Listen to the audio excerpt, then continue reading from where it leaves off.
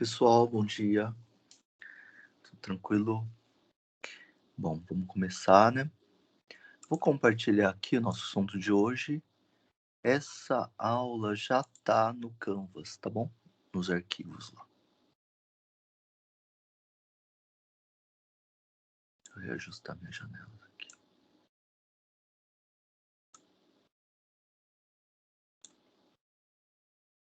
Acho que tá bom. Legal, bom, nosso assunto. Lembra que a gente falou muito de processos, né? De escalonamento de processos, deadlock, comunicação interprocessos, enfim. O segundo, que era o nosso grande assunto do semestre, né? E agora a gente tem mais dois assuntos. Um deles é gerenciamento de memória, que é uma outra função do sistema operacional, né? E, enfim, e daí a gente tem esse assunto e outro. Tiro dúvidas do exercício de encapsulamento, sim. Vamos tirar já? Aliás, deixa eu aproveitar que o Guilherme já fez essa observação, deixa eu aproveitar e dizer, a gente tem uma lista de exercícios, tá bom? Como uma tarefa. Ela ainda não abriu, porque a gente ainda tem... A gente só fez, basicamente, depois da primeira prova, implementações, né? Ou seja, comunicação entre processos. E na lista de exercícios, então, tem muita coisa. Tipo, começaria, tipo, gerenciamento de memória e depois sistemas de arquivos, que são os dois assuntos que faltam para a gente. E daí eu não queria já deixar aberto porque não tem tantas questões ainda desse assunto novo. Embora eu tenha colocado várias perguntas da primeira parte da disciplina, principalmente algumas perguntas que, tipo, bastante gente não respondeu na primeira lista. Então, chance para todo mundo responder, pensar, e a gente vai tirar dúvidas também da segunda lista no dia 30. Tá bom? Então tem um tempinho para fazer. Claro que uma parte dos exercícios depende dessa aula, das aulas de gerenciamento de memória e das aulas de sistemas de arquivos, tá bom? Então, legal, vamos começar com dúvidas sobre o exercício de encapsulamento. Vamos lá, podem... Professor, Oi. na verdade, eu estava conversando com os colegas e a nossa dúvida, assim, no geral, é o que cada coisa é ali, sabe? Tá muito confuso. Tipo assim, se possível, se pudesse ir lendo o código, explicando mais ou menos o que é cada coisa, porque a gente ficou Uhum. muito perdido. Tipo, tem muita coisa acontecendo ao mesmo tempo e a gente não sabe o que é o que, entendeu? Sim, verdade. Esse é um exercício bem abstrato, né? Vocês viram que mesmo no cliente-servidor a gente já deu um passo né, dos algoritmos que a gente tinha anteriormente, tipo no primeiro ano, tal, até a estrutura de dados, e passou a ter dois processos funcionando ao mesmo tempo. Um cliente e um servidor. Embora, como a gente está mais acostumado a pensar em clientes e servidores, que foi provavelmente mais fácil de visualizar a interação entre os dois. Agora a gente passa por um próximo nível ainda, que é bastante mais abstrato, é verdade. E, enfim, a gente pode, inclusive. Bom, vamos ver. Deixa eu pegar o material da semana passada aqui. Vou entrar na disciplina de vocês para ver o que a gente Assim, tinha aqui. por exemplo, o conceito, pelo menos pra mim, tá bem claro, sabe? Como funciona, o que acontece ali. O problema é na hora de implementar mesmo, que ficou confuso, Uhum, sabe? uhum. E uma coisa importante é a gente visualizar. Eu acho que, tipo, quando a gente falou na semana passada, a gente talvez não tivesse a experiência de ver funcionando e de ver não funcionando. Tipo, e agora, como é que eu faço para tirar esse bug? E os bugs, às vezes, não são bugs na implementação propriamente dita. Pode ser na transmissão, não está endereçando direito, enfim, coisas assim, né? Então, Bom, vamos partir desse aqui, talvez. Bom, só para lembrar todo mundo, quem está tipo um passo atrás, o que a gente quer implementar é o seguinte: o cliente quer acessar um servidor, por exemplo, aquele servidor de timestamp, lembra? Que retorna 1 para o primeiro cliente, 2 para o segundo, 3 para o terceiro, N para o enésimo cliente. Ele é chamado de servidor de timestamp porque ele manda uma marca de tempo, daí o nome, né? Timestamp. É uma marca de tempo lógica.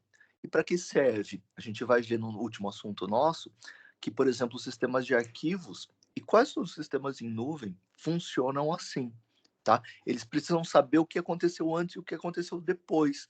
Mas como é muito difícil, às vezes impossível ou inviável sincronizar os clocks das várias máquinas no sistema distribuído, não se usa sincronização física, mas sim sincronização lógica. Mesmo porque, se a gente, ainda que a gente tenta pensar em como você sincronizaria dois equipamentos aí na sua mesa, em onde você está na sua frente. Você tem um desktop e um note, ou um celular, não importa. Pensa um desktop e um note. Como é que você sincronizaria os dois? E uma coisa é pensar que daria para sincronizar do ponto de vista do usuário humano. Mas, como a gente está com clocks de mais de 1 GHz, a gente teria que sincronizar a menos de 1 nanosegundo, né? Por exemplo, se a gente está com clocks de 5 GHz, a gente teria que sincronizar com granularidade 0,2 nanosegundos. E isso ou é impossível ou é inviável em boa parte dos casos. Vocês lembram, por exemplo, se tiver uma rede, né, de ter que transmitir mensagens, e se a gente sempre está assim, a gente tem um monte de imprecisões no meio. Por exemplo, se a gente tiver uma redinha Ethernet, né, CSMA/CD, às vezes pode dar colisão de mensagens e a mensagem demorar um pouquinho mais, isso já não vai deixar sincronizar. Se a gente tiver roteadores no caminho, os roteadores podem atrasar um pouco mais ou um pouco menos para rotear né, os datagramas. E daí também isso vai afetar. Então, enfim. E daí por isso o nosso servidor de timestamp. Então, a ideia é que o cliente possa acessar esse servidor ou qualquer outro servidor sem conhecer o endereço dele. A ideia é que o cliente só conheça o endereço do diretório. Aí qual a interação mesmo? O cliente manda para o diretório e fala assim: meu, eu quero o serviço de timestamp.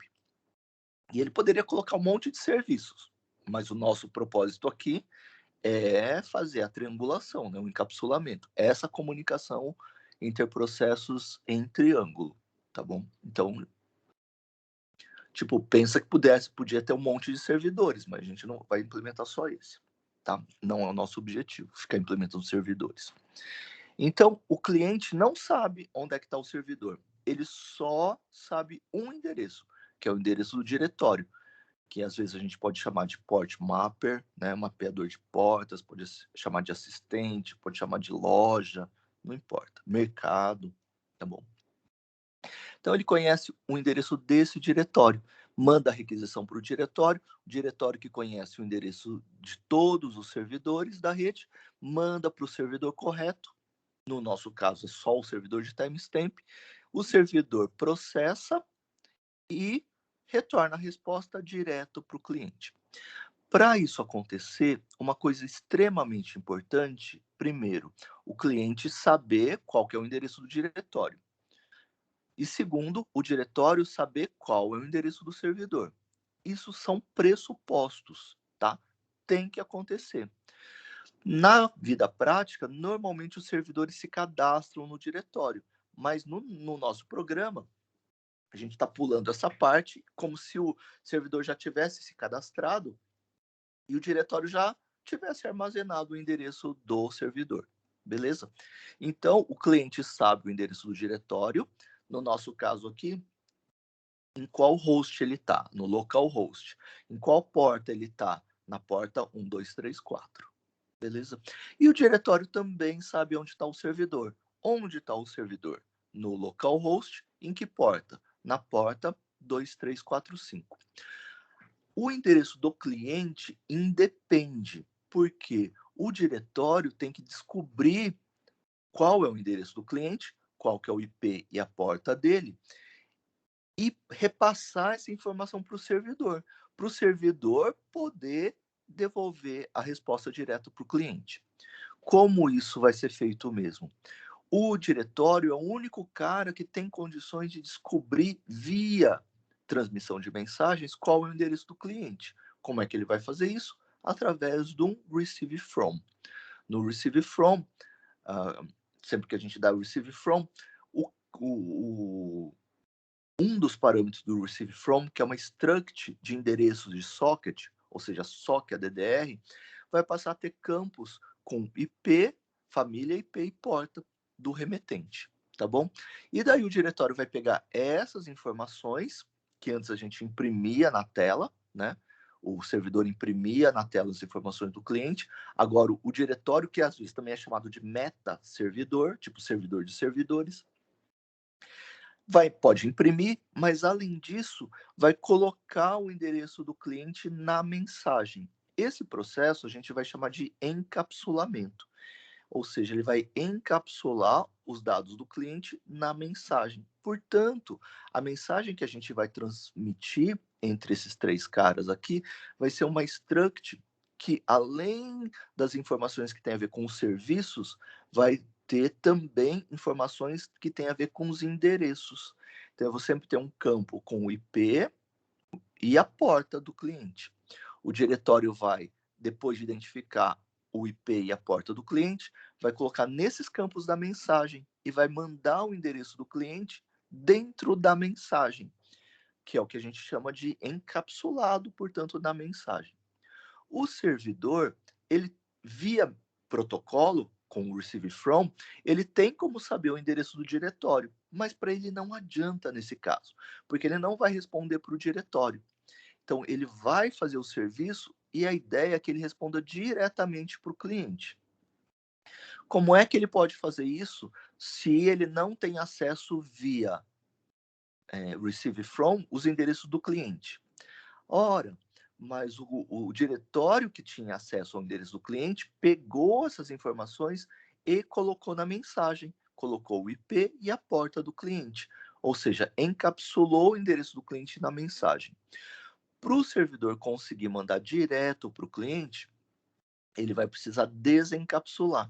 Então, os dados da mensagem, que são o IP e a porta, devem ir para a struct do send-to, para o servidor poder mandar para o cliente. Bom,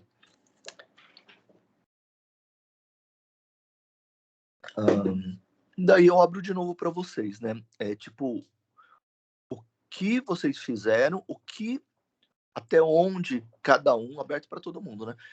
Para cada um, o que está funcionando, o que não está funcionando, enfim, tá?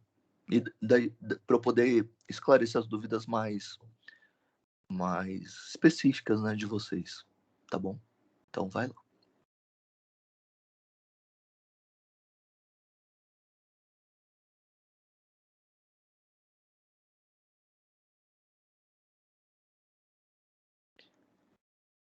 Um exemplo.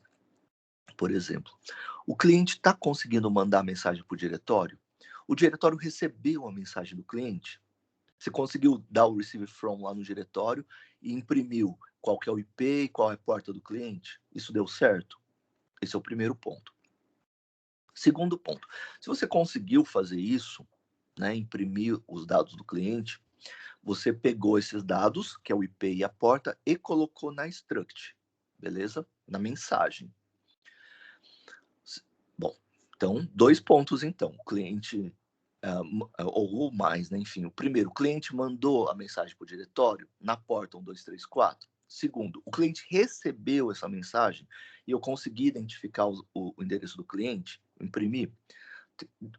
Terceira, eu coloquei esses endereços na mensagem, né? O que eu imprimi, o endereço do cliente, o IP e a porta, eu coloquei na mensagem, ou seja, eu encapsulei.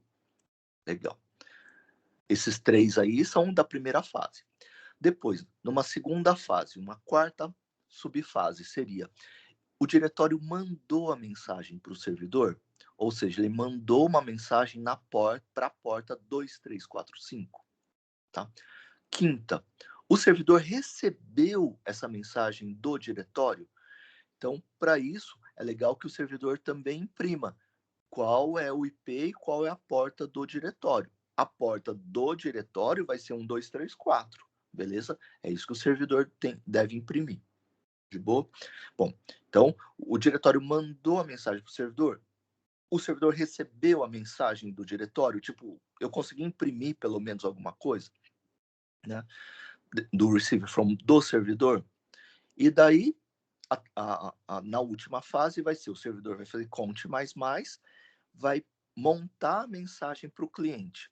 Conseguiu montar a mensagem para o cliente e dar o send to, ou seja, pegou lá na mensagem o IP e a porta e colocou na struct, tipo um variável name, alguma coisa assim, beleza? E a última é, o cliente recebeu a mensagem do servidor, beleza? E finalmente recebeu o timestamp correto, né?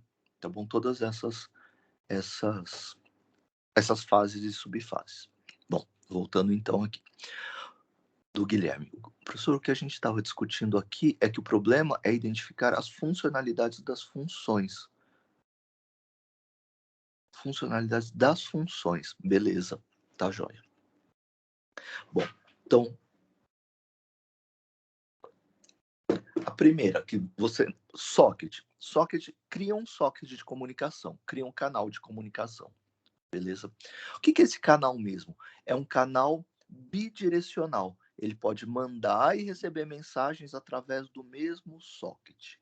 Tá bom? Em redes, cada socket vai estar associado a uma porta de comunicação. Ou seja, além do endereço, né, da máquina, que é a camada de rede, é o IP, o socket, quando a gente abre esse canal de comunicação, esse socket de comunicação, ele vai estar associado ao IP na camada de rede e a uma porta na camada de transporte, tanto se for UDP quanto se for TCP.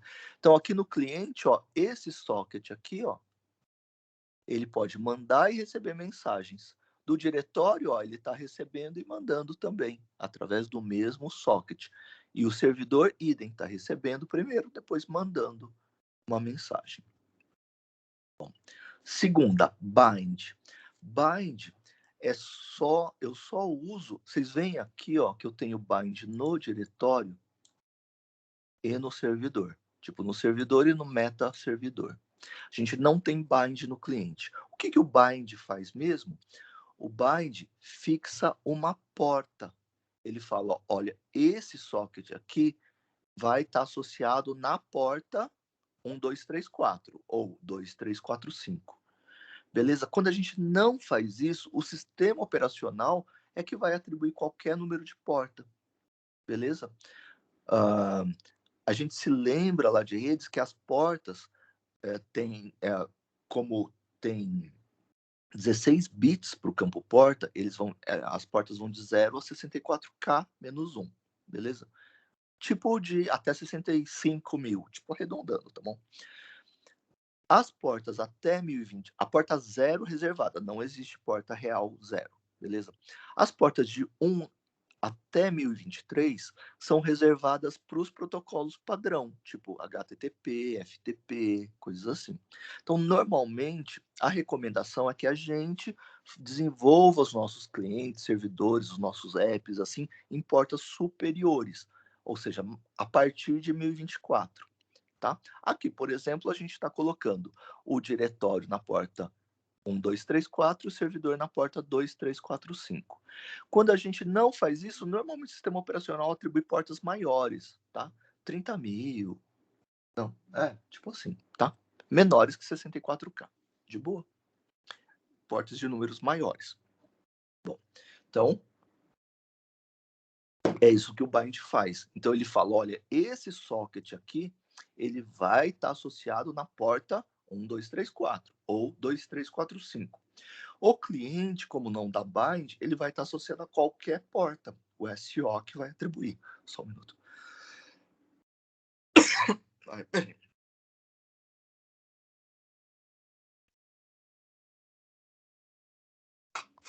desculpa, não deu tempo. Enfim. E daí, tipo, a porta do cliente também não interessa pra gente, tá? Vai ser um numerão, uma grandão.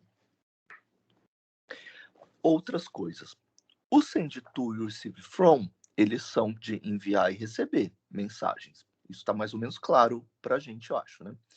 Tem uma outra, que é uma que vocês vão usar bastante, que é o get host by name. O que é a função get host by name mesmo? Ela, do ponto de vista de redes, ela acessa o DNS. Tipo assim, ó, o cliente já sabe que ele tem que mandar para o diretório que está no host, tipo www.x.com. No nosso caso específico, é no próprio computador, é no localhost, tá? E sabe que o diretório está na porta 1234. Como é que ele vai saber o IP do diretório? Ele só sabe que o endereço dele é x.com ou localhost. Então, o cliente, para poder mandar a mensagem para o diretório, ele vai chamar o DNS para descobrir qual que é o IP do diretório, tá bom? Então, ele vai ter uma função localhost aqui, já tinha, né, no nosso cliente, e daí ele retornava o registro de recursos. Lembra que o DNS, que é o servidor de nomes do domínio, ele pega o domínio, tipo x.com, e retorna várias informações, que é uma struct chamada de registro de recursos. Dentre essas informações, a mais usada é o endereço IP, tá? E é isso que a gente faz. Deixa eu colocar o código. Deixa eu abrir isso aqui. Tá. Deixa eu compartilhar tudo aqui, vai.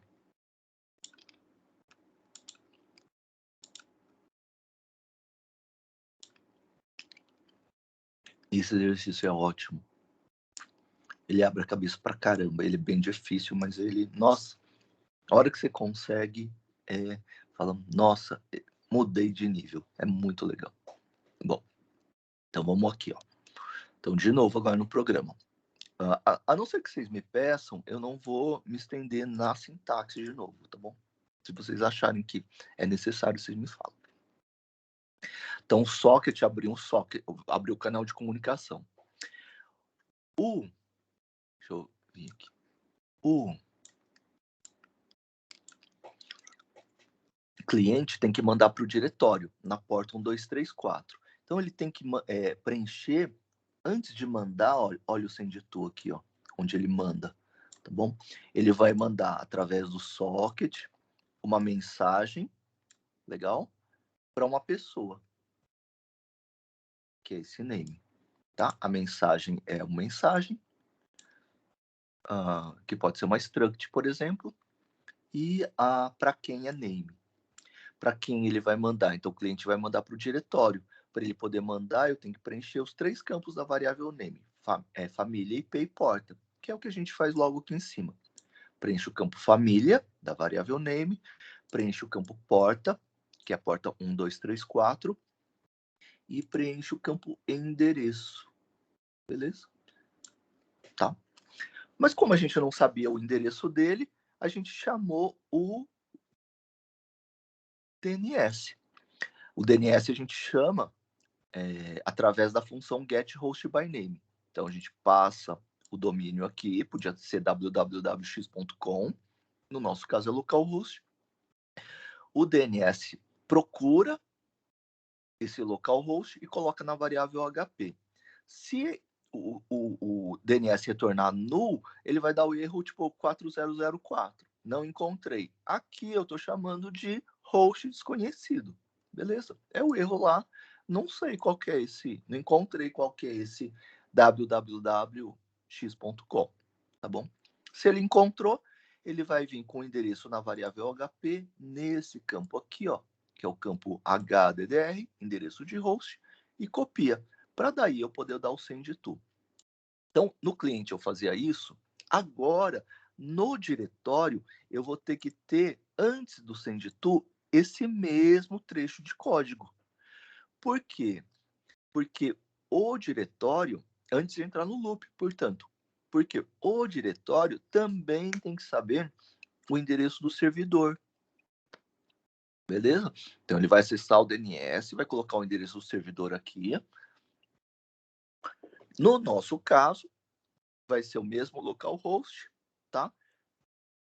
Vocês vão copiar esse localhost aí, né? O IP que o DNS retornar para uma variável qualquer, name, por exemplo, vai preencher então o campo endereço, o campo família e o campo porta. Lembrando que no campo porta, o diretório vai colocar a porta 2345, para quando ele der o send to, essa mensagem ir para o servidor. Tá bom? A única diferença entre o cliente e o diretório. O cliente vai ter que pegar os dados, que é tudo isso aqui, né?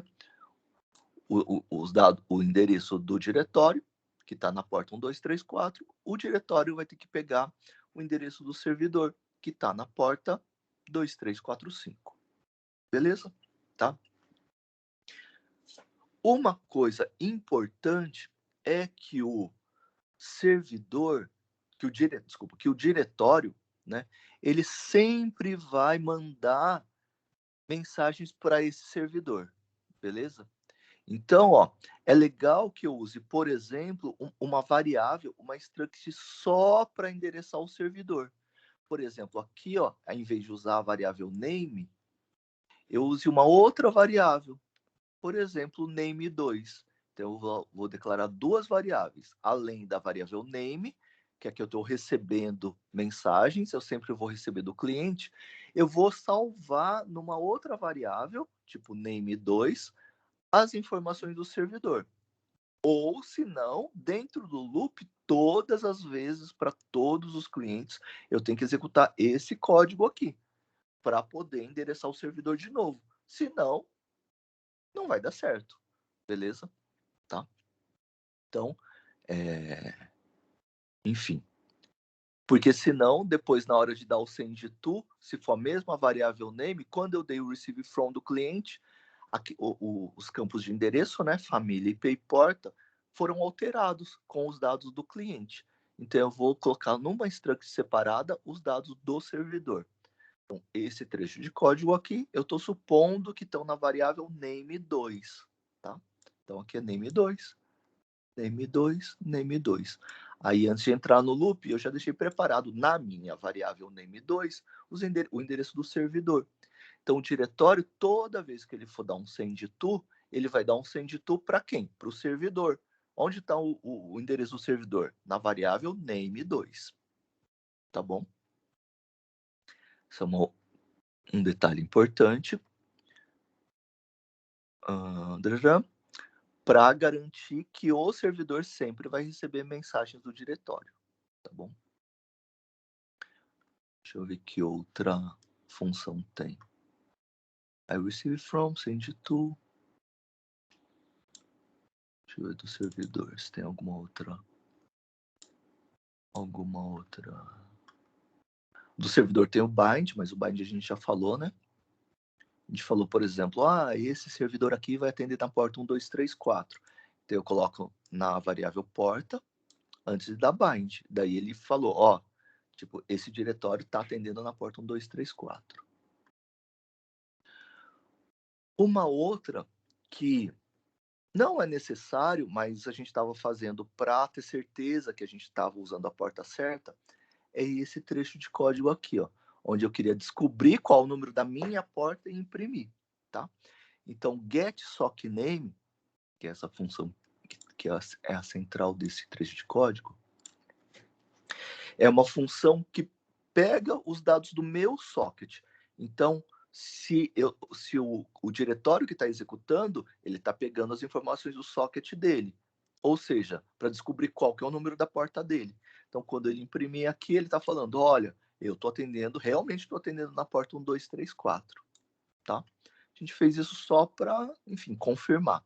Tá? Mas esse trecho de código nem precisaria. Tá bom? Mas é bom para você ter certeza que, né, o diretório realmente está atendendo na porta 1, 2, 3, 4 e que o servidor realmente está atendendo na porta 2, 3, 4, 5.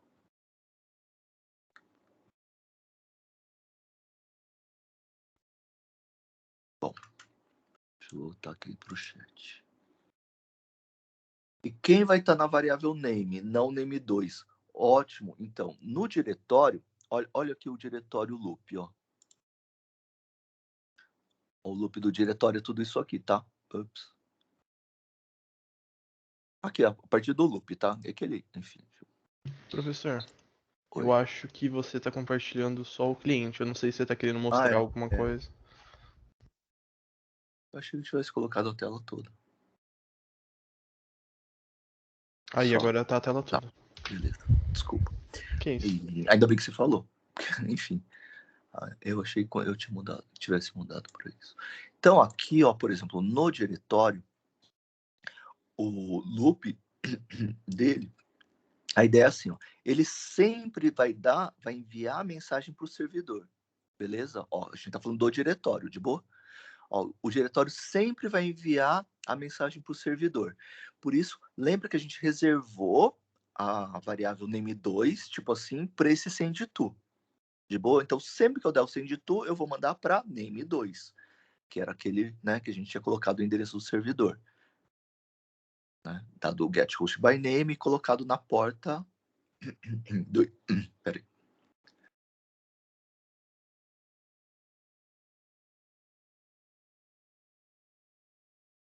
Colocado no campo porta o 2345.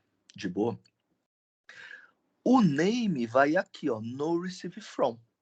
Legal? Aí o receive from vai sempre na variável name, que vai estar aqui no receive from, ele vai ficar, cada vez que ele receber uma requisição do cliente, vai vir de um endereço diferente, concorda? De um IP diferente. Sim. E de uma porta diferente. No nosso caso é do mesmo IP, mas de uma porta diferente. Legal. Então aqui a gente vai usar o name. Beleza? Por que a gente não vai usar a mesma variável? Porque se for a mesma variável, ó, aqui se eu colocar name nos dois casos, aqui, ó, quando der o receive from, a variável name vai ficar com o endereço do cliente. Quando eu der o send to, o diretório vai retornar para o cliente. Não é isso que a gente quer, né? Então, coloquem em duas variáveis. A name2, que já está com os dados lá do servidor, deixa separadinha, antes de entrar no loop, deixa tudo preparadinho, igual a gente fez no cliente. E aqui, depois de fazer isso, dentro do loop, receive from na variável name, para receber as informações, os endereços do cliente, e o send to com name2, para salvar, né? Para não para salvar o endereço do servidor, para sempre mandar para o servidor. Tá bom? Isso só no caso do diretório, isso é uma coisa do diretório. No caso do cliente, é indiferente. Ele manda para o servidor, vai receber a resposta, não importa se ele está recebendo de quem. Tá? O do servidor também não faz mal. Tipo assim, pode ser a mesma variável, tipo variável name, não precisa ter name 1 e name 2, tipo assim, tá? Por quê?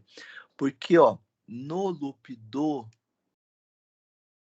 servidor, deixa eu colocar aqui, loop do servidor, olha, no receive from, a variável name vai ficar com quem manda sempre a mensagem para o servidor?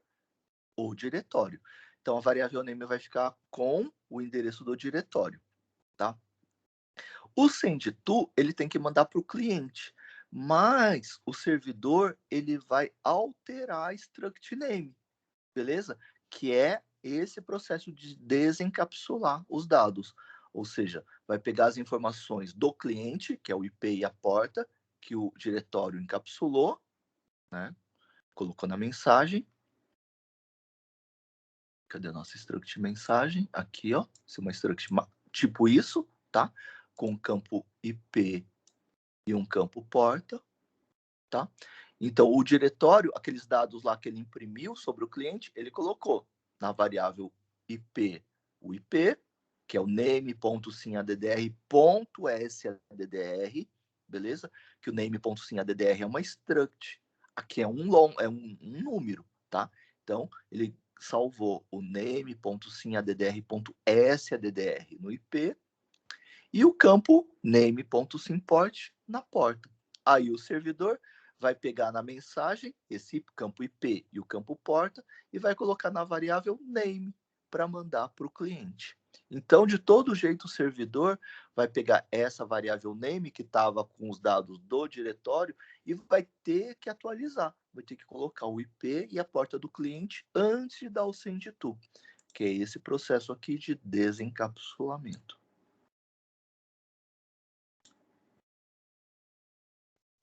Ficou bem mais claro agora. Pelo menos pra mim, Tá. né? Não sei o pessoal. Uhum. Tá. Mais dúvidas? Os outros? Esse lance aí do Name 2 é um lance que acho que o Matheus citou isso na semana passada. Mas eu acho, talvez seja a parte mais difícil desse programa, da gente perceber isso, né? E na época, né, na última aula, né, que teve um feriado no meio, enfim, isso foi super importante, eu fiquei, né, mas era uma coisa, acho que não fazia tanto sentido, eu acho, naquele momento, né? Eu acho que agora, né, vocês tendo batalhado mais, né, acho que daí essa coisa das duas variáveis, né, passa a fazer mais sentido, né? Essa talvez seja a parte mais difícil. A outra coisa que vocês têm que garantir que, embora seja óbvia, embora eu já tenha falado da outra vez e hoje, como eu sou muito chato, façam sempre isso para garantir cada fase. Tipo, o cliente mandou a mensagem, 2, o diretório recebeu a mensagem, então mantém ele imprimindo. Sempre que ele der um receive from, imprime lá o IP e a porta de quem mandou. Só precisa ter certeza que ele passou o receive from. Terceira coisa, o diretório mandou a mensagem para o servidor. Quarta, o servidor recebeu a mensagem do diretório, isso é fundamental. É, essa segunda aqui é uma coisa que normalmente não acontece, ou acontece uma vez só. Por quê? Por causa daquele negócio do name e do name 2, de boa? Então, aqui então tem uma coisa bem importante. Então, o diretório mandou, o servidor recebeu, tá? Vocês sabem que daí é onde normalmente daria o bug, né? Não seria um bug de lógica, assim, é um bug da abstração, né? E daí você descobriria que isso não está funcionando e daí você teria que ver por quê. Aí você ia, né? É uma coisa, é um bug novo para a gente, né? É que daí ele estaria mandando para o cliente, né? Porque, enfim, ele estaria sobrescrevendo os valores da variável name. E por último, o servidor está mandando a mensagem e última, o cliente está recebendo a mensagem. Bom, se o problema não for na recepção do servidor, que a gente já resolveu, né, de ter duas variáveis, tal, não sei o quê, aí o problema normalmente vai estar no encapsulamento. Como é que a gente vai resolver o problema do encapsulamento? No servidor, ó, lembra que quando o servidor dava o receive from, ele o receive from, vai. Tá. Ele imprimia o IP e a porta. Legal, ó. Tá? Isso a gente já fazia, de boa? Imprimir o IP e a porta. O que vocês vão fazer, ó, aqui, ó, a gente tá falando do diretório, tá? Do servidor vai ser a mesma coisa. Na hora de montar a resposta à mensagem, o diretório, ele não vai fazer o count mais, porque ele não é servidor de timestamp.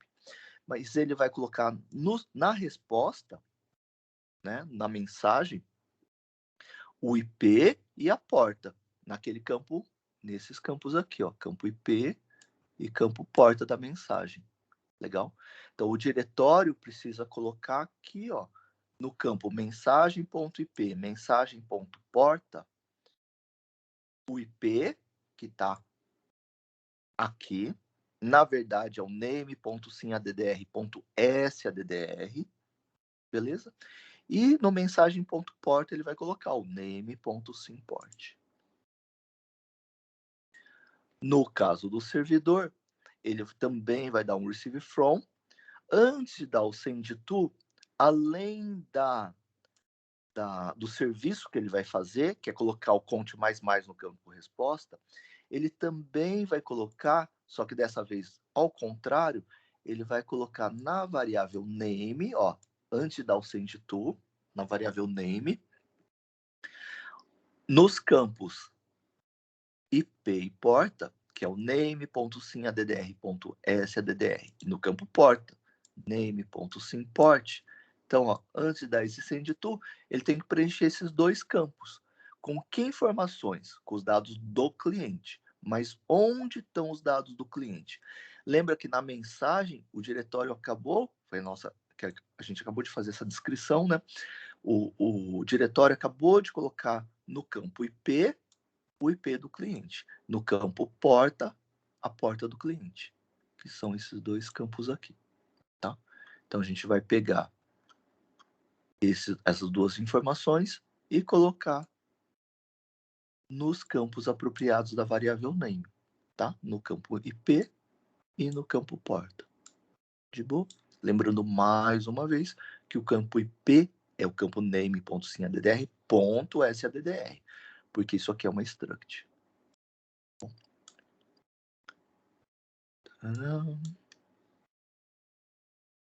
É isso, tá? Então, resolver o problema dos names. Vocês vão descobrir quando, se não tiver resolvido. O servidor não recebeu a mensagem, tá? Ou só recebeu da primeira vez, depois não recebeu mais. Mensagem do diretório.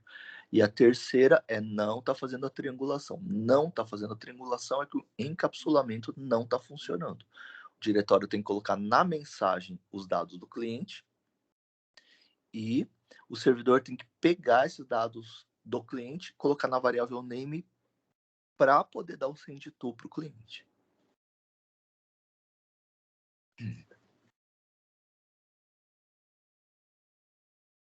Então é isso.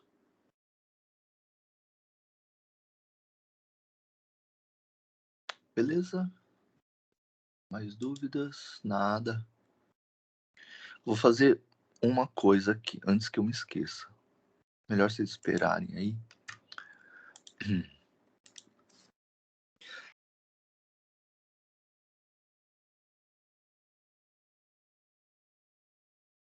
O que eu quero com esse exercício é que a gente faça esse exercício. Esse é um exercício, sei lá, ele é bem abstrato, mas ele é bem legal, né, para a gente trabalhar.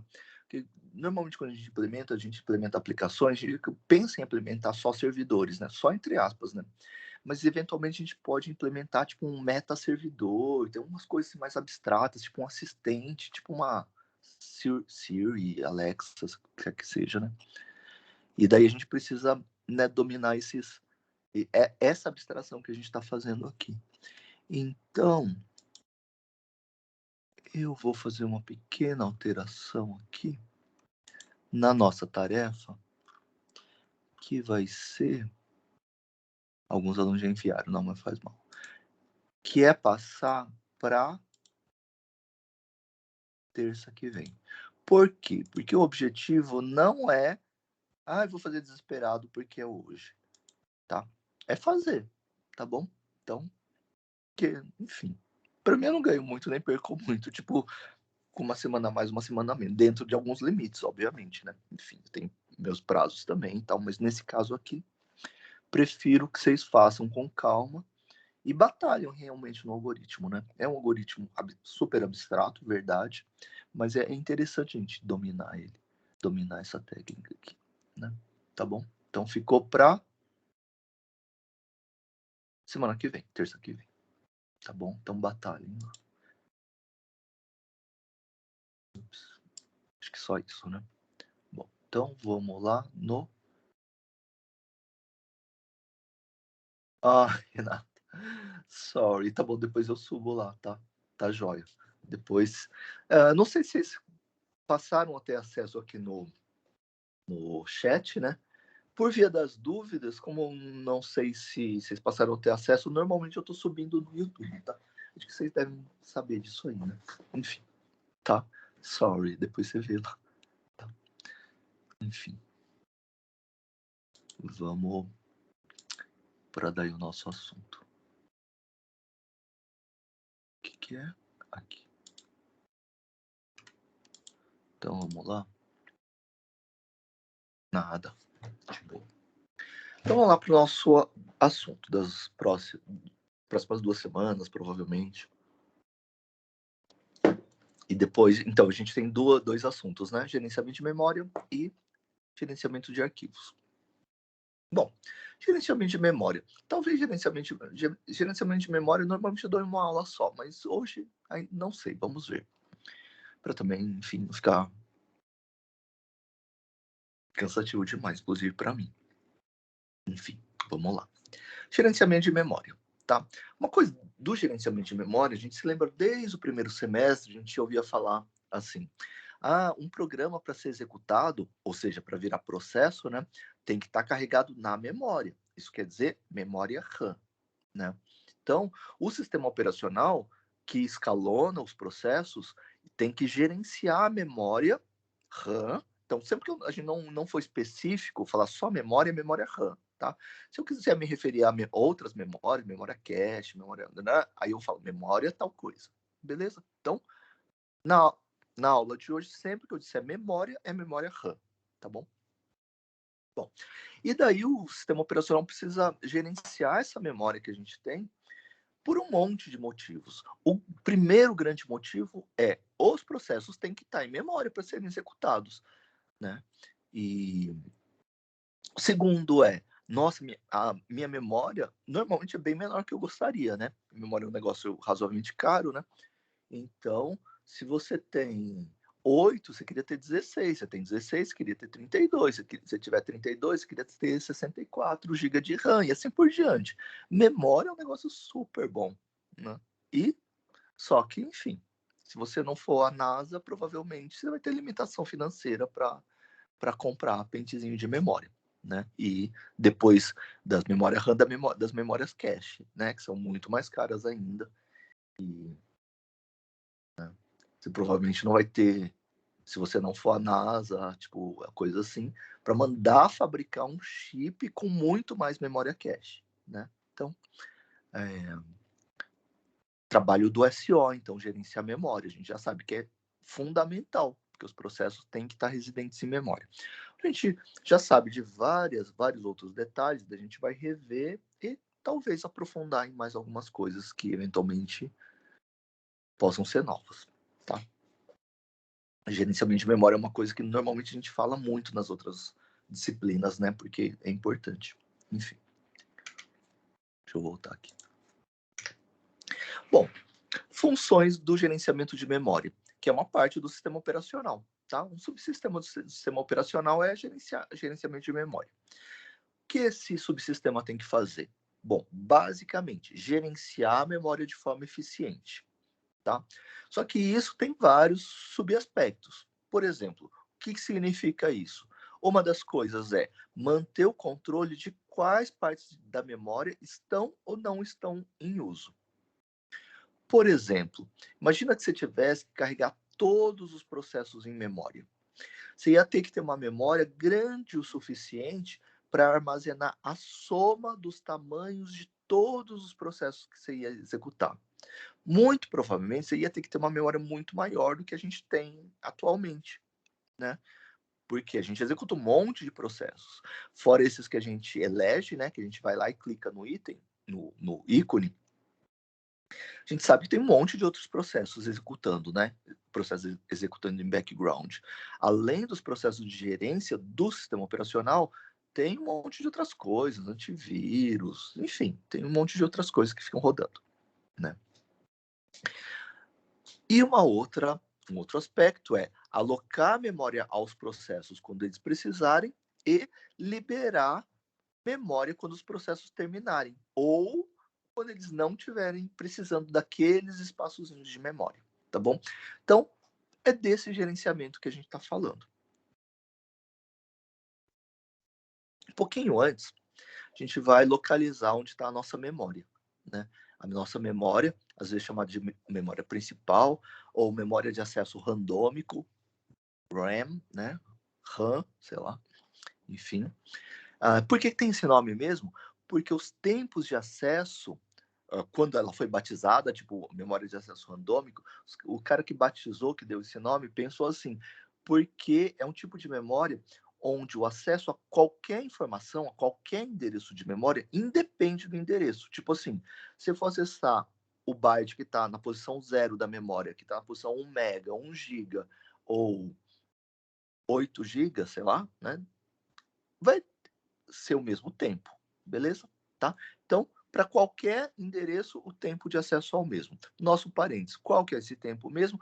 Obviamente, depende da sua memória, enfim, né? Enfim. Mas, basicamente, 50 nanosegundos, tá bom? Então, tempo de acesso, normalmente 50 nanosegundos. Uma coisa que é mais de arquitetura, mas só para a gente, enfim, relembrar, é que a gente tem dois tempos associados. Um tempo de acesso ou tempo de atraso, às vezes chamado de latência. É a esse tempo que eu estou me referindo, beleza? O que é esse tempo de latência? É o tempo assim, ó, eu quero que está no endereço 1 mega de memória. Daqui quanto tempo vai chegar para mim? Nos registradores, tá? Na CPU. 50 nanosegundos, tá?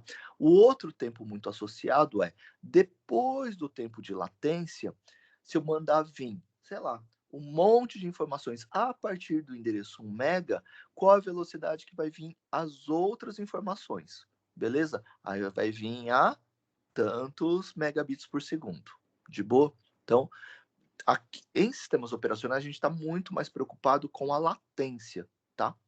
De acessar a memória, que a gente, enfim, nem sempre vai fazer acessos tão grandes sequenciais, porque a não ser quando a gente estiver trabalhando com arquivos, enfim, tá bom? Então, quase sempre, quando a gente falar desses tempos de acesso, a gente está se referindo à latência, beleza? Ao atraso, ao tempo que demora. Ah, quero a informação que está no endereço X, daqui quanto tempo chega para mim? 50 nanosegundos. Às vezes 50, às vezes 70, tá? Eu vou chamar de 50. De boa? Bom, então esse é o nosso tema principal de hoje. Bom, a gente já sabe que ela está num meio de caminho, meio entre aspas, né?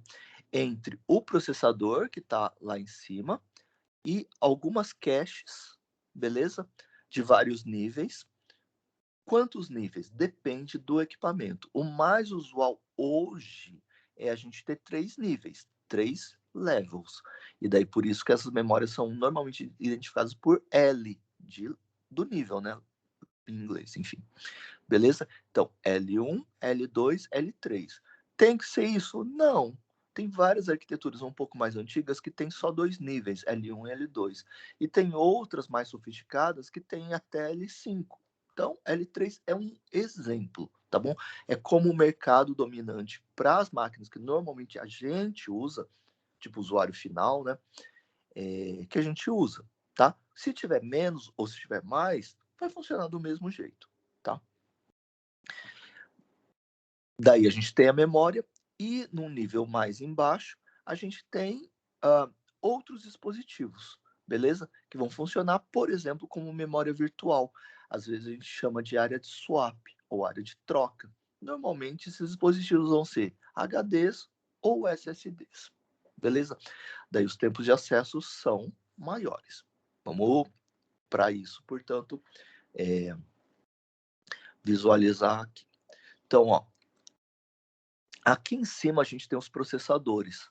E quem principalmente armazena, manipula dados nos processadores são os registradores. Qual é o tempo de acesso aos registradores? É tempo de clock. Exemplo, seu clock é de 1 GHz, ou seja, ele faz 1 bilhão de ciclos por segundo. Qual é o tempo de acesso a um registrador? 1 bilionésimo de segundo, ou seja, 1 nanosegundo. Seu processador roda 2 GHz, seu acesso vai ser a meio nanosegundo. 5 GHz, 0,2 nanosegundos. E assim por diante, tá bom? Registrador, tempo de clock. Memória cache, vários níveis. Quanto mais próximo do topo aqui, as memórias são mais rápidas e normalmente mais caras e menores por serem mais caras. beleza? Normalmente as caches, né? Continuando o raciocínio anterior, essas coisas mudam muito conforme as gerações de hardware vão se alternando, né? Vão mudando. Então, muito usual hoje é as memórias cache L1 e L2 estarem já nos próprios chips, beleza? Então, você compra lá o seu chip lá do seu fabricante lá, Intel, AMD, enfim, não importa. Daí você já está implicitamente escolhendo quantos níveis e qual o tamanho de cada nível. Então, tipo assim, você vê, na geração tal dos processadores de tal marca, mesmo que seja na mesma família, tipo família 5, família 7, enfim, tá?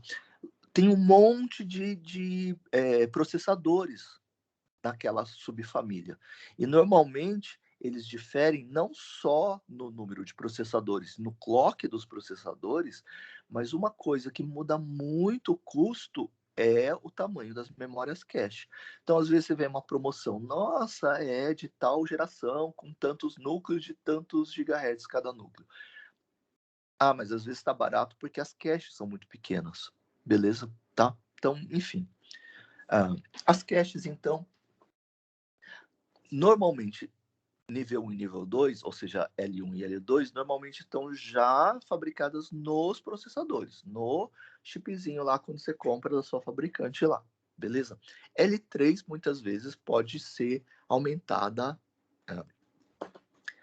fora disso, né? Tipo, placa-mãe, coisa assim, beleza? Mas isso, como a gente falou, pode mudar. Bom, as memórias L1 e L2, ó, e L3, né? Quanto mais próximo do núcleo, do core, né, do processador, ela é mais rápida e menor. Não é isso? Beleza? Então, as L1 normalmente são pequenas, ou bem pequenas, assim, com pouquíssimos megabytes, tá? Tipo, bem pequenininha mesmo. Só que elas são super rápidas. Às vezes, do tipo, né? Porque varia bastante. Custo também varia bastante, dependendo da performance. Do tipo 1 ou 2 nanosegundos, tá bom? Então, a latência, 1, 2 nanosegundos. Aqui, 2, 3 nanosegundos. Aqui, 3, 5 ou 8 nanosegundos. Então, vai flutuando conforme as gerações passam, mas alguma coisa nesse entorno de 1 ou meio, às vezes, né? Enfim. Mas o mais típico talvez seja de 1 a 8 nanosegundos. Tipo assim, tá? Quanto mais perto de L3 a gente chega, quanto mais a gente se distancia, as caches vão aumentando. Então, o que aqui era poucos megabytes, aqui passa a ser muitos megabytes, assim por diante. Até que na memória RAM vai ter alguns gigabytes, né? Beleza? Tipo, sei lá, 16, 32, não sei. Depende da máquina de cada um. Tipo assim, por exemplo, tá bom? E daí aqui os tempos já aumentam mais, e daí a gente aqui já está em torno de 50 nanosegundos. Aqui embaixo, a gente nos SSDs também os tempos variam muito, né? Nas gerações de SSDs que a gente compra. Um valor típico podia ser 50 microsegundos, tá bom? E nos HDs varia mais ainda. E não só varia na tecnologia do HD, mas na posição onde a gente quer fazer a leitura, né? Se a gente vai ter que mudar muito o cabeçote, que é dar o SIX, essas coisas assim. Então pode ir de alguns milissegundos a muitos, centenas ou até milhares de milissegundos. Lembrando que 1 milhar de milissegundos, né? Tipo 1000 milissegundos é 1 segundo, tá? Para essa nossa comparação aqui, a gente vai pensar aqui 50 nanosegundos, aqui 50 microsegundos, que é um valor bem próximo, e aqui é uns 50 milissegundos. Aqui é uma aproximação um pouco rudimentar, que a gente falou que, né, pode mudar bastante, de poucos milissegundos para muitos milissegundos. Só para fazer essa comparação, aqui então essa aproximação, ainda que, né, sei lá, meio grotesca assim, A gente teria uma relação, nessa comparação, uma relação de 1:1000 nos tempos de acesso a HDs e SSDs, beleza? 50 milissegundos, 50 microsegundos. Aqui a gente tem 50 nanosegundos, a gente tem uma relação de 1:1.000.000. Então, nanosegundo, tipo, 1000 nanosegundos dá 1 microsegundo. Nanosegundos dá 1 microsegundo. Aqui a gente está falando de 50 microsegundos, 50 nanosegundos. Então a gente fica uma relação de 1000, 1000. E daqui para cá, uma relação de milhão. Tipo, de 1:1.000.000. 1.000.000 de vezes mais lento. Tipo assim, tá? De novo, isso foi uma aproximação só para a gente visualizar o nosso contexto.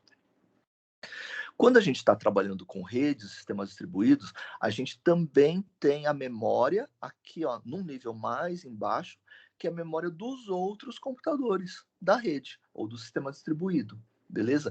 E fazer acesso a essa memória aqui, né, tipo remota, vai ser muito mais demorado ainda, beleza? Tá? Que pode demorar de milissegundos a vários segundos, beleza?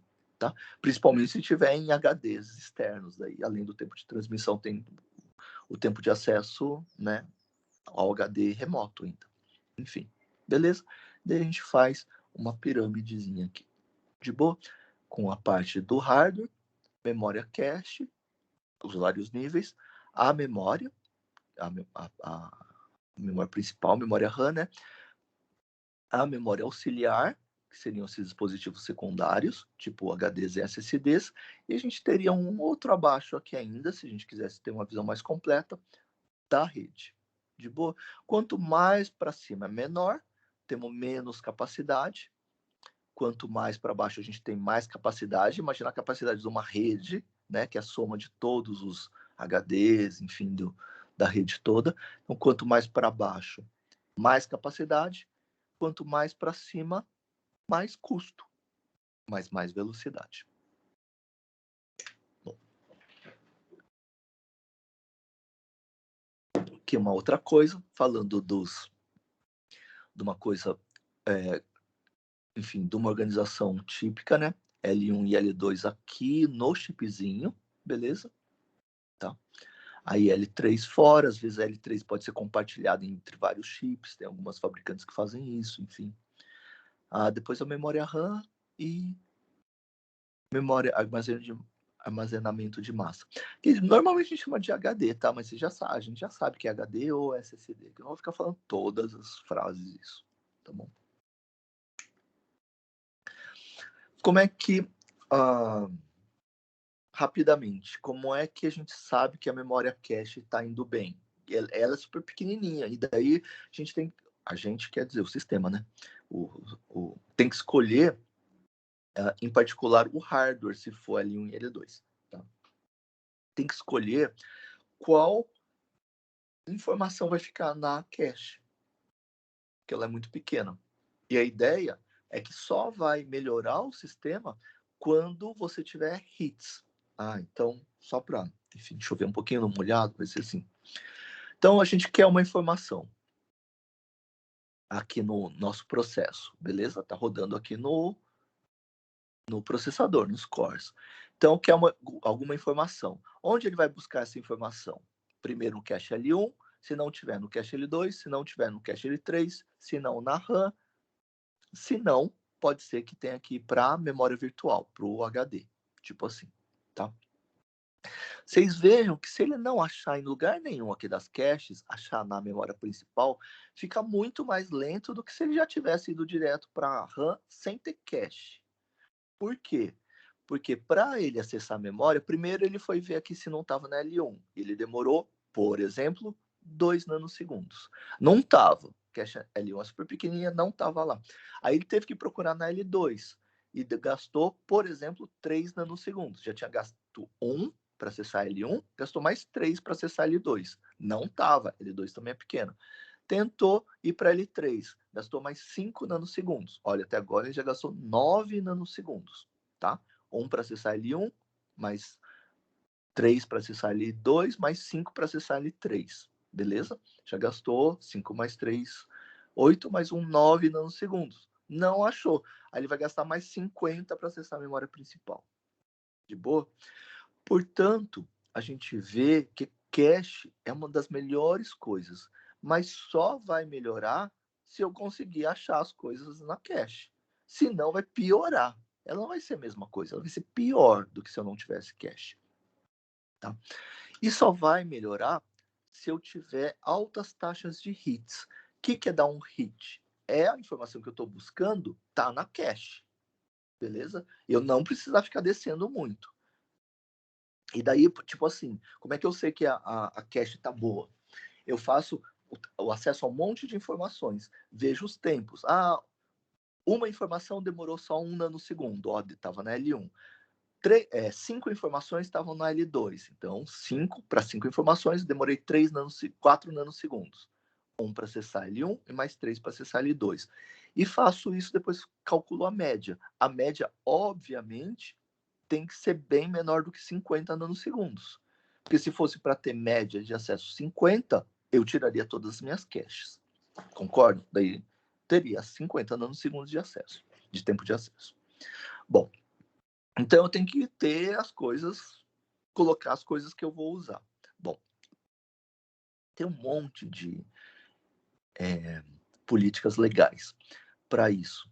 Em software, nossa, tem um monte de coisa muito interessante. Mas, basicamente, como a gente ainda está falando de hardware, 2 políticas mães aqui, né? Que vão ser mães das outras políticas que vocês vão ver, talvez estejam vendo em redes, mas vão ver em sistemas distribuídos, enfim, outras coisas lá. Enfim, que são as LRUs e as LFUs. Então, que são as caches LRUs? Então, a cache enche, concorda? Porque ela é pequena. Aí daí para eu pôr mais coisas na cache, o que eu tenho que jogar fora? Primeira estratégia, mandar fora as menos recentemente usadas. Ou seja, as mais antigas, as que eu usei há mais tempo. Beleza? Então, essa LRU descarta as informações mais antigas. Qual que é o pressuposto? A gente chama, às vezes, de pressuposto de localidade. Beleza? Princípio da localidade. Deixa eu colocar aqui. Localidade. Importante, tá?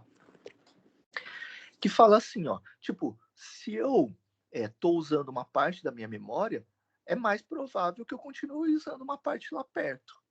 Concordam? Tipo assim, imagina um programa. Pensa nas instruções. Se você está numa instrução, o mais provável é que você pegue a de baixo, né? Ou pegue uma bem próxima, se estiver num loopzinho, por exemplo, né? Então, é o princípio da localidade. Então, a ideia, e essa localidade tem 2 aspectos. Espacial, que é isso que a gente falou, né? Está sempre indo em endereços de memória parecidos, né? Próximos. E então tem esse lado espacial e tem o lado temporal. Tipo, eu vou usar as coisas que eu usei agora há pouco, né? Então, olha, se eu chamei a função x, talvez eu chame de novo a função x, né? Tipo, em memória, assim, a gente podia falar assim, por exemplo, você está navegando. Daqui um pouco você dá um voltar, né? Então, esse é o princípio da localidade, que tem o aspecto mais físico, né? Localização física, e o aspecto temporal, que eu acabei de usar. Então, vamos ver aqui. Como é que esse princípio da localidade é usado aqui na memória cache. Então, primeiro é descartar as informações mais antigas. Então, se o usuário acabou de usar tal informação, é mais provável que ele use de novo. Tipo assim, isso vale também, não só para os dados, mas também para as instruções. Se ele acabou de executar aquele código, é mais provável que ele continue executando por lá ou volte a executar de novo. Por exemplo, se eu estiver num loopzinho, tá bom? Então, que informações, portanto, eu jogo fora da minha cache? Eu jogo as mais antigas, mantenho as mais novas. Portanto, essa cache funciona como uma fila. É fácil de, relativamente fácil de implementar. Então, conforme as coisas vão ficando antigas, elas vão caindo fora da cache. E eu mantenho as informações mais novas, tá bom? Essa é a primeira estratégia muito usada para caches. A segunda estratégia elas são, depois elas vão virar famílias de estratégias, né, em software. A segunda estratégia é que eu jogo fora da minha cache? Minha cache sempre enche rápido. O que eu jogo fora? Jogo fora as LFUs, as informações menos frequentemente usadas. Então, se tem alguma informação que eu uso muito frequentemente, eu vou manter, porque eu tenho mais chance de voltar a precisar daquela informação. Beleza? São as duas estratégias. A segunda estratégia é muito boa também, é muito eficiente, só que é um pouquinho mais difícil, meio entre aspas, né? Para ser gerenciada. Por quê? Como é que eu sei qual que é mais frequentemente usada? Eu preciso de contadores para ver quantas vezes foram usadas. E eu preciso de contadores de quantos acessos e contadores de tempo. Tipo, quantas vezes foram usadas no último segundo, ou nos últimos 10 segundos, ou nos últimos, etc. Beleza? Frequência, tá bom? Então, um pouquinho mais difícil de gerenciar, mas, enfim, são as duas grandes estratégias, as duas grandes famílias de estratégias, tá bom? Então, prosseguindo aqui. Estamos descendo aqui. Depois a gente lembra que a gente tem a RAM, né? Mais uma coisa, tipo assim. Então, quando o processo está aqui em cima, tá? Na CPU, ela vai acessar um dado, ela procura na L1, procura na L2, procura na L3, suponha que não ache, se achar, beleza, né? Já achou, acessa. Se não achou, vai lá na RAM, de boa? Para isso, ele gasta mais 50 nanosegundos. Já gastou 1, mais 3, mais 5, no nosso exemplo, gastou mais 50. Aí, ó, essa informação da RAM vai parando aqui nas caches, ó. Então, uma parte dessa informação fica na cache L3, uma parte na L2, uma parte na L1. Lembra que cada vez são informações um pouquinho menores. Lembra que as caches, né, vão diminuindo conforme eu vou subindo nessa hierarquia aqui. E daí, acesso lá no meu core, lá no meu processador. Beleza? Daí, ele vai pedir a próxima informação, tipo a próxima instrução. Onde ele vai procurar? Na L1. Por isso que quando a gente pega as informações, o SO, né? Pega as informações na RAM, ele deixa uma parte na L3, ele vai carregando partes aqui até essa informação chegar lá nos registradores. Por que mesmo? Porque a gente acabou de falar das estratégias das caches, pelo princípio da localidade, se ele acabou de acessar uma instrução no endereço 1000, é bem provável que depois, daqui um pouco, ele acesse a instrução no endereço 1001, 1002, tipo assim, tá bom? Então, quando eu carrego as informações, já que eu vou gastar bastante tempo, tipo 50 nanosegundos, eu já pego, tipo, peguei 1K aqui, aí coloco, sei lá, meio K aqui, aí vou deixando pedaços aqui nas caches, de boa? E daí, quando eu preciso da próxima informação, tende a estar na L1, tende a estar na L1. A hora que terminou aquele tanto da L1, que era pequenininho, eu procuro na L2. Se eu estou fazendo sequencialmente, tende a estar na L2, pelo princípio da localidade. Suponho que eu esteja fazendo um processamento sequencial num programa, né, pegando instrução, depois a instrução de baixo, depois a de baixo, depois a de baixo, depois a de baixo, sem desvios, é isso que aconteceria. Aí terminou todas as informações da L2, aí eu vou baixar na L3, beleza? Porque na L3 eu carreguei mais. A hora que eu terminar de ler todas as informações, aí não vai ter mais nada. Aí eu vou na RAM. Aí eu vou gastar mais tempo, só que essas informações de novo vão ser carregadas nas caches. E depois de fazer esse acesso demorado, eu tendo a fazer acessos mais rápidos, beleza? Se eu continuar, né, acessando informações próximas ou sequenciais. Bom, às vezes também a gente já sabe, às vezes já configurou, que a gente tem uma certa quantidade de RAM, suponha 16 GB de RAM, mas não importa quanto você tem, você sempre ia querer mais. E daí você fala assim, nossa, 16 de RAM já deu a minha grana aqui, né? Tipo, que tem as outras coisas da configuração, assim, ó, escolhi 16 de RAM. Pô, meu HD, o meu SSD é muito maior que isso, tem, sei lá, 1 tera, 2 tera, 4 tera, não importa. Aí vou separar, aí daí é bem mais barato, né? Por megabyte, o HD, o SSD é muito mais barato que a RAM. Assim como a RAM é muito mais barato que a L3 e assim por diante. Aí, então meu HD, o SSD, se eu separar mais 16 GB, eu tô de boa, né? Não é tão caro assim. Tipo, comprar um HD 16 GB a mais, você nem vai mudar de modelo, né? Porque você tá falando de teras. Então, podia separar 16. Eu comprei 16 GB de RAM física, podia colocar, configurar para o meu SO, usar mais 16 GB do HD ou SSD. Beleza? E daí a essa parte da memória, que está em memória secundária, né? Eu vou chamar de memória virtual ou área de swap. Voltando lá. Então aqui, ó, na minha memória, na memória que o sistema operacional vai gerenciar, que agora tem 32 GB, uma parte dela, tipo 16 GB, tem a ver com a memória física mesmo, tá? Com com a minha RAM. Eu comprei, sei lá, 16 GB de RAM. E os tempos de acesso são 50 nanosegundos. Os outros 16 GB eu configurei para usar um SSD. E qual o tempo de acesso ao SSD? Não é 50 nanosegundos, é, por exemplo, 50 microsegundos. Beleza? Tá?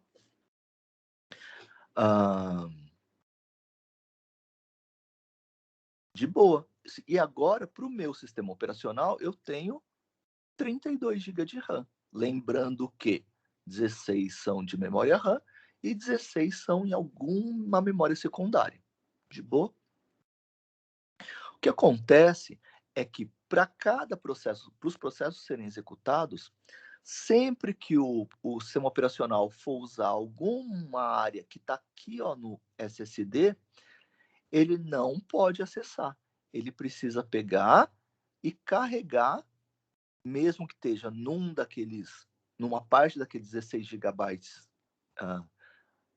de memória virtual, ele tem que carregar para a memória real, para a RAM. E para isso ele vai demorar. Vai demorar quanto? Por exemplo, o atraso vai ser 50 microsegundos, beleza?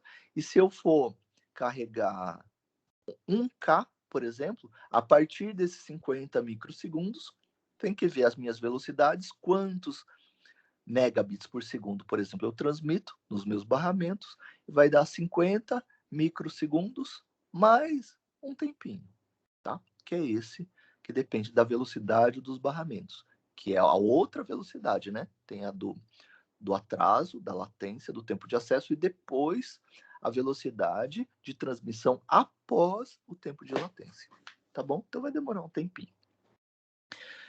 Mas, e por quê? Porque não tem milagre, né? Porque senão não comprava nada de RAM e colocava 1 tera de memória virtual. Ou 4 tera de memória virtual, né? Mas não tem milagre. Beleza? Tá? Do ponto de vista lógico, o sistema operacional vai ter uma memória bem maior, tipo 32 GB, tá bom?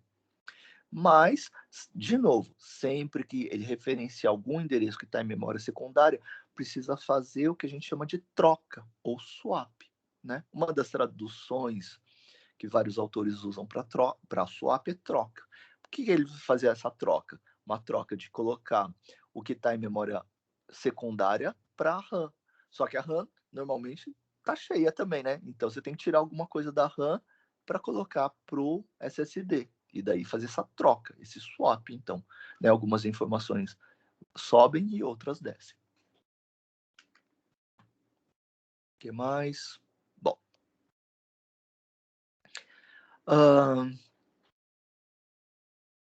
Dúvidas até aqui?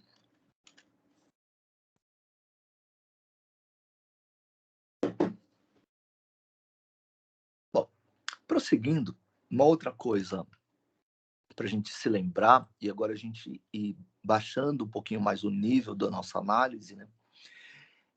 Lembra que cada processo é dividido em áreas, concorda? Aqui tem um exemplo, por exemplo. Para esse processo, tem a área de texto, que é a área de código executável, né? Aqui, esse autor também chama de texto, eu normalmente chamo de texto também, tá? Que é a área de código executável, aquele programinha lá que foi compilado e gerou, né, instruções, beleza? Que é esse aqui. Depois, para esse compilador, ó, ele diferencia entre dados, tipo, variáveis não inicializadas e variáveis inicializadas. Legal?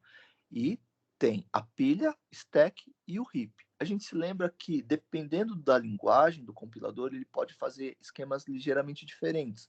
Por exemplo, no C, ele faz texto, área de variáveis globais, a área de variáveis locais fica na pilha e a área de variáveis dinâmicas fica no heap, tá? Então, é ligeiramente diferente aqui. Aqui não teria variáveis inicializadas e não inicializadas, tá? As variáveis já ficariam locais, já ficariam na pilha, na stack, e eu teria uma área aqui de variáveis globais. Tipo, não importa, tá? Cada linguagem, cada compilador pode ter pequenas variações nesse esquema. O que importa para a gente é que, basicamente, todos vão ter uma área de texto e uma área de dados, uma área de código executável e uma área de dados. A área de dados varia um pouquinho, como a gente falou, de linguagem para linguagem, de compilador para compilador, tá? Então, aqui está uma visão possível de um processo. Então, cada processo, então, ó, pode acessar endereços nessa área aqui, ó, tá? Que tem a parte de código executável e das variáveis, tanto as estáticas quanto as dinâmicas, beleza?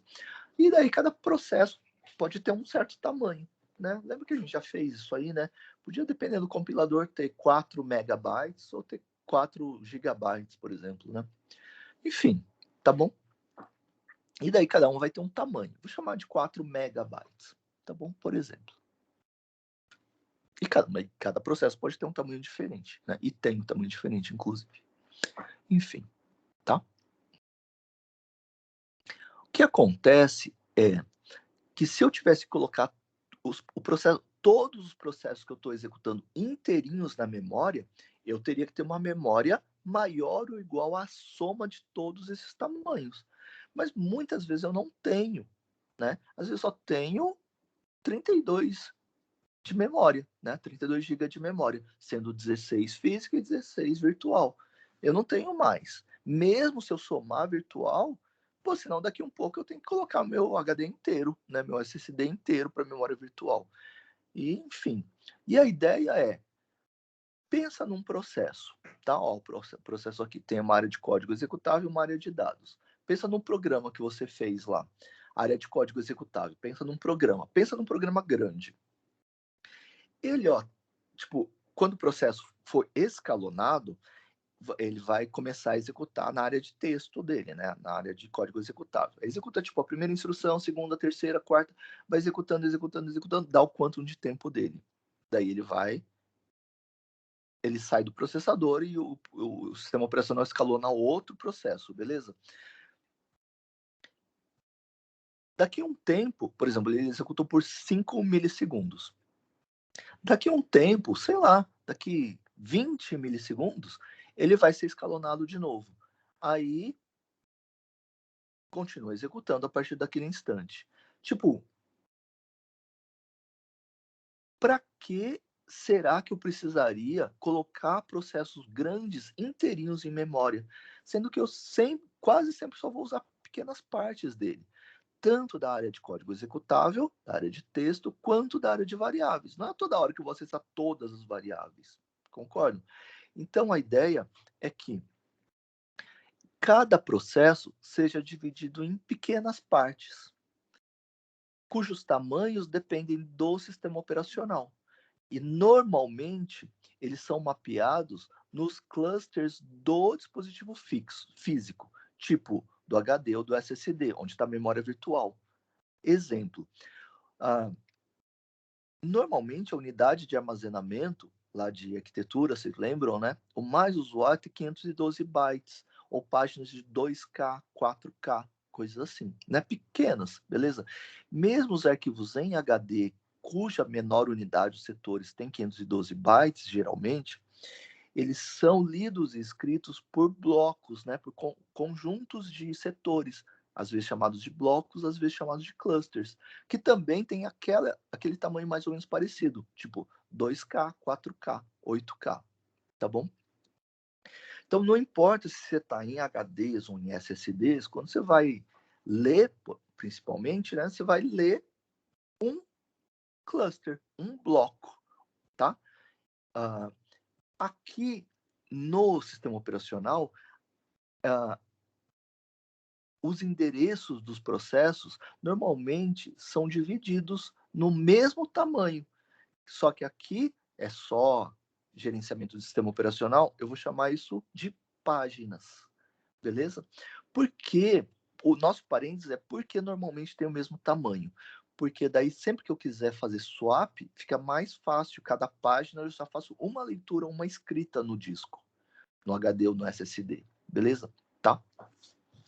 Mas isso é um detalhe tipo de performance. Então, sempre tem o mesmo tamanho e sempre esse tamanho, portanto, vai ser tipo 512 bytes, 2, um é bem difícil, tá? 2K, 4K, 8K, beleza? Ou seja, sempre é uma potência de 2, de boa? Tá? Então, vamos imaginar um tamanho para a nossa página. Vamos supor 2K, de boa? Nosso processo é super grande, tá? Às vezes eu podia ter 64 mega, ou às vezes podia ser mais ou menos, legal? Não importa o tamanho de cada processo, ele vai ser dividido em pedaços de 2K. Então, para esse sistema operacional, nosso que a gente está dando o exemplo, né? Ele trabalha com páginas de 2K.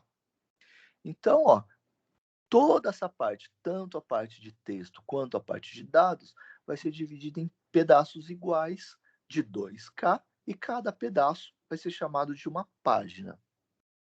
Por que a gente está falando isso?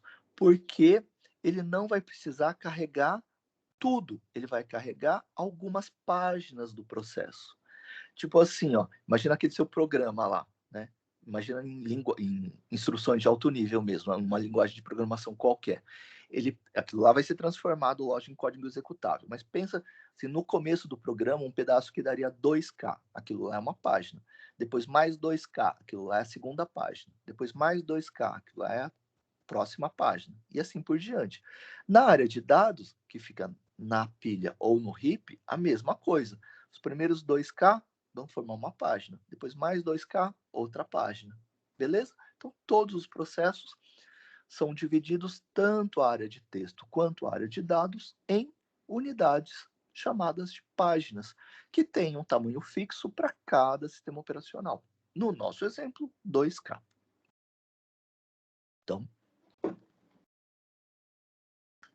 vamos falar desse esquema aqui, além daquele esquema de memória virtual.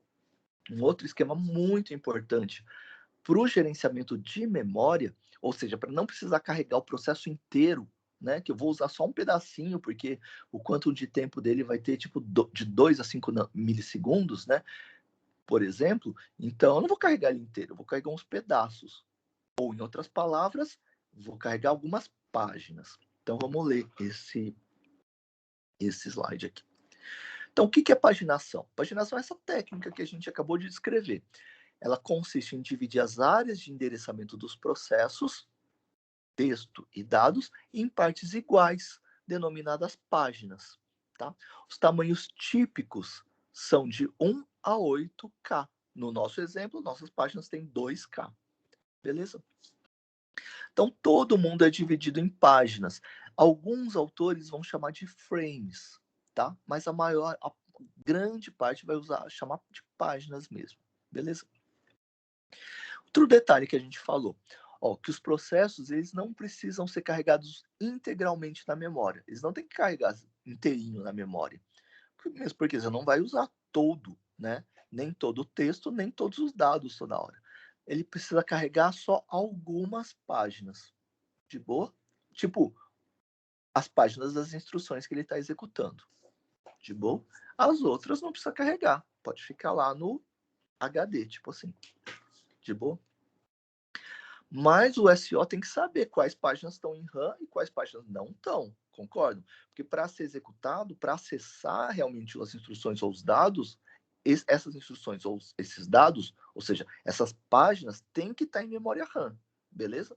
Então, terceiro aspecto. Então, deve existir uma estrutura de dados, chamada de tabela de páginas, para o sistema operacional poder gerenciar quais páginas de quais processos estão carregados na memória, beleza? E em quais endereços. Bom, só que a gente vai ver logo na sequência. Mas a justificativa já é, por exemplo, tem um monte de processo que tem endereço 1, 2, 3, até 4 mega. Não dá para eu colocar sempre o endereço 1, tipo o endereço 100 de todos os processos na página que vai do endereço 0 até o 2K, 2K-1, beleza? Da RAM. Porque senão, né, todos os processos iam querer acessar só essa parte baixa da memória, né? Essa parte dos endereços baixos aí, né? Tipo, dos endereços pequenos da memória.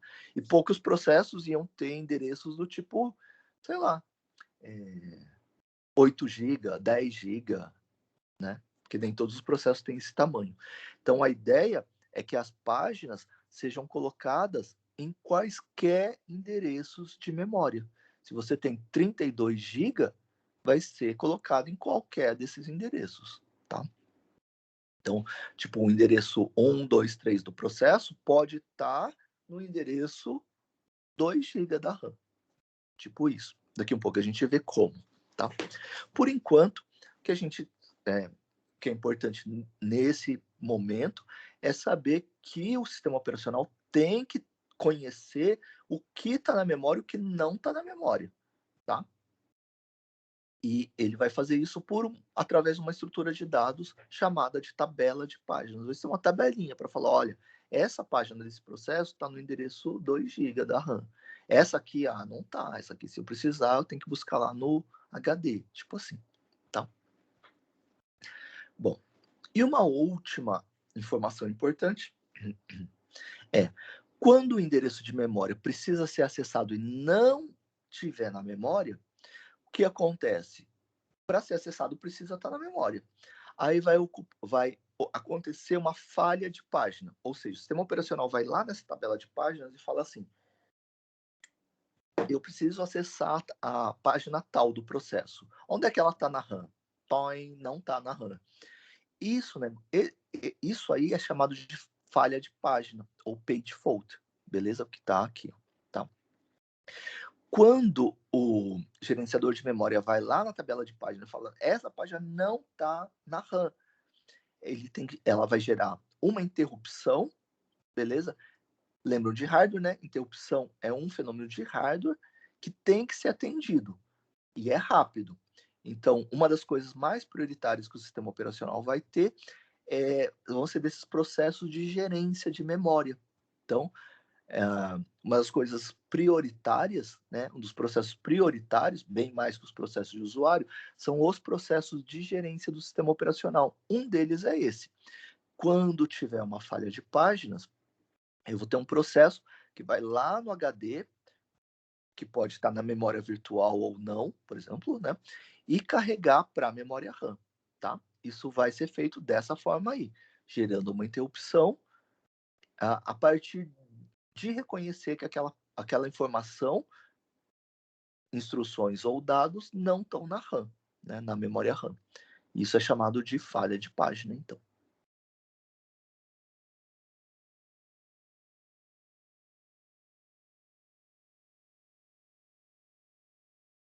Deixa eu ver até onde eu vou aqui. Acho que pode ser aqui. Beleza? Tá. Acho que de quantidade de informações está legal. A gente termina na próxima. Legal.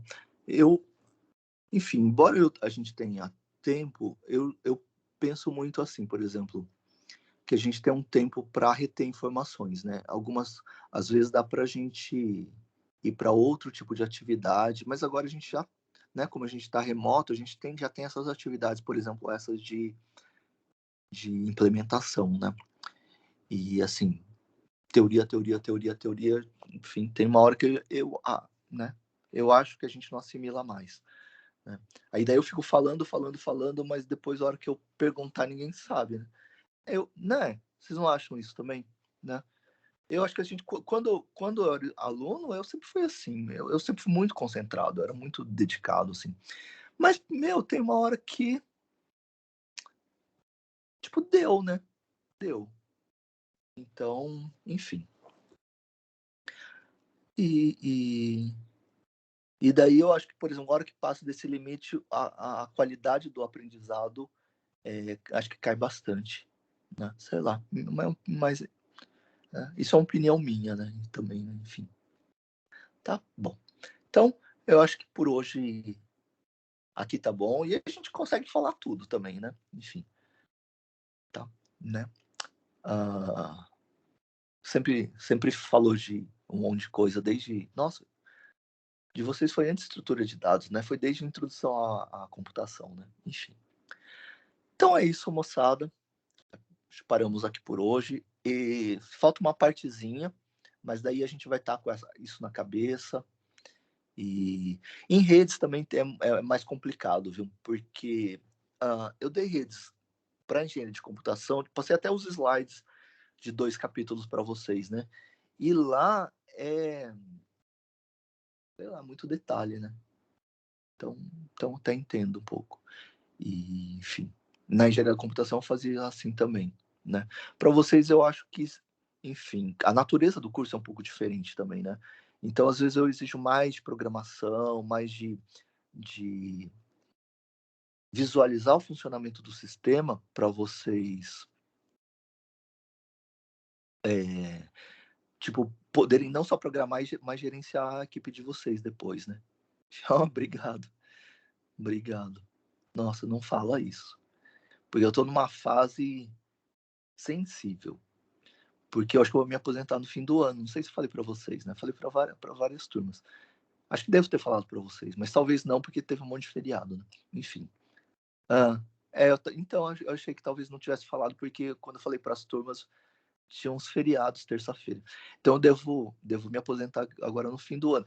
Mas isso é uma alegria, do tipo, para vocês, né? Para vocês também programarem a vida profissional de vocês. Sério. E na minha. Eu sou de uma outra geração, né? Eu vou fazer 55 anos. E quando eu tinha 20 e poucos, ninguém se falava lá em previdência privada, essas coisas assim, né? Enfim. E investir e fazer algumas coisas assim, né?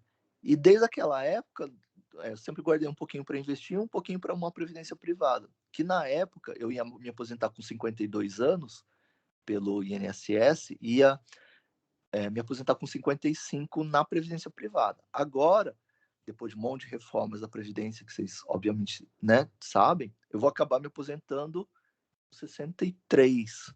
Só que da previdência privada continua com 55. Então, enfim, como tem algumas outras rendas pequenas lá, enfim, completando com essa previdência privada, acho que eu vou conseguir me virar. Então, a mensagem longe de ser ruim, é uma mensagem muito legal, do tipo, começar a visualizar o que você quer no curto e no médio prazo, como carreira, né? E na vida, de forma geral, né? E visualizando isso, planejando. E agora, por exemplo, eu tô muito feliz, né? Para falar a verdade. Isso não tem a ver com vocês, porque, enfim, adoro a turma de vocês e sabem disso, falei mais de uma vez. E as outras turmas também, e eu gosto muito de dar aula. Mas é tipo de um plano que dá certo, né? Que eu queria me aposentar com no máximo 55 anos, que era todo mundo se aposentava, enfim. E foi desse planejamento aí, né? Então, enfim. Quem sabe, daí devo parar pelo menos um ano, sei lá o quê. De repente, se eu montar alguma coisa, eu venho perturbar vocês aí, né? Vocês são uma das turmas que, se eu fosse fazer alguma coisa, eu ia tentar chamar vários de vocês, né? E, enfim. Mas se bem que daí eu tenho certeza que eles vão estar super bem colocados e tal. Por exemplo, a primeira turma da engenharia de software é uma turma que eu gostava muito, muito, muito. De vocês também tem. Obviamente, das outras turmas também, né? E tem, sei lá, gente muito boa em nas várias turmas. Mas assim, eu tô falando de forma geral, né? A turma de você é uma turma que tem muita gente que estuda legal, né? Que vai no detalhe, que topa desafios, apesar de às vezes dar trabalho, né? Tipo essa do encapsulamento, né? E legal, valeu. Então é isso. Daí vamos. Daí na semana que vem daí a gente continua isso, tá? Termina gerenciamento de memória e talvez já comece gerenciamento de arquivos, tá? Daí a gente vai falando aí, tá bom? Isso aí. Obrigado por um monte de demonstrações assim. Obrigado mesmo. E então isso por hoje, pessoal. Boa semana para todo mundo. Obrigado pela presença. Chamada antes que eu me esqueça. Deixa eu até compartilhar aqui, já enquanto carrega lá. Carregou, só porque eu falei.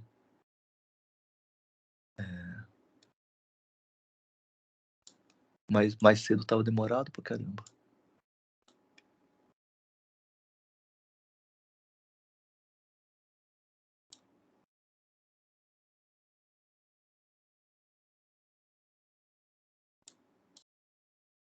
Daí já falei com os diretores, falei com o Ivan e com a Dani. Vou ver. É estranho, porque quase todo mundo que tem a minha idade está trabalhando. Às vezes os caras trabalham até 70 e eu. Enfim, mas é um negócio que eu sempre planejei, né? Enfim. Bom, vamos lá. Alexandre, Álvaro. André tá aí? Tá Bruno, Carlos, Cícero, Danilo, Eric, Gabriel, Júlia, Guilherme. Lucas Alberto tá aí? Felipe, Matheus Camargo, Matheus Lima, Matheus Henry, Murilo, Matheus Pai vai estar tá aí. Ué, quem não tá então? Barbosa, Santos. Matheus Henrique Santos tá aí? Murilo Queiroz tá aí? Renan, Renata, Renato, Thiago e Victor Wesley. Então, revendo. Deixa eu voltar aqui.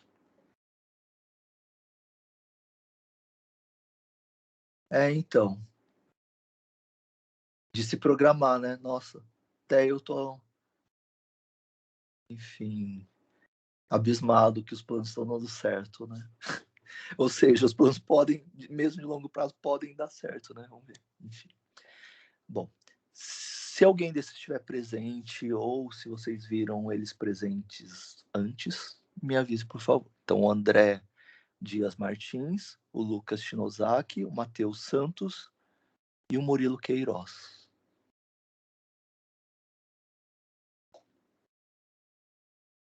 Então, confirmar.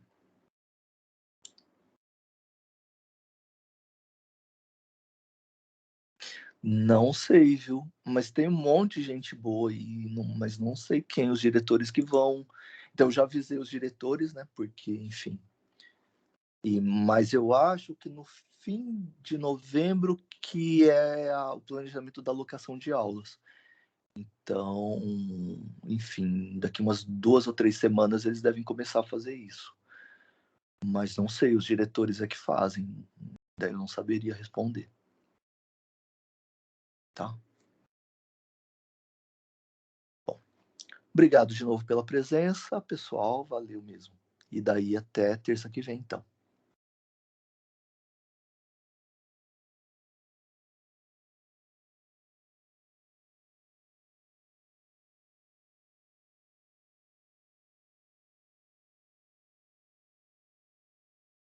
Valeu, até.